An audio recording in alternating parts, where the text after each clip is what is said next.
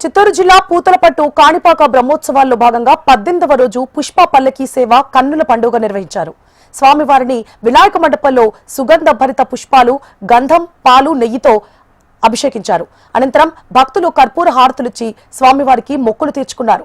పుష్ప పల్లకిపై ఆసీనులైన స్వామివారు పురవీధులు తిరుగుతూ భక్తులకు కనువిందు చేశారు. ఈ కార్యక్రమంలో ఈవో పెంచుల కిషోర్, ఆలయ అధికారులు, అర్చకులు, భక్తులు అధిక సంఖ్యలో పాల్గొన్నారు.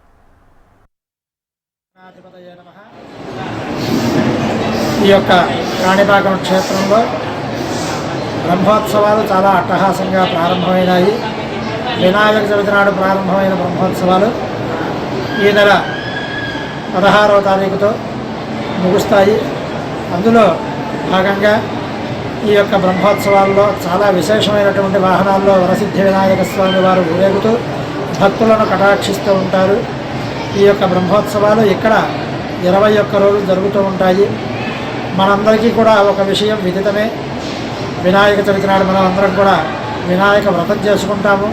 అందులో 21 పత్రిలతో పూజ చేస్తాము. దాన్ని ఏకవింశతి పత్రి అంటారు.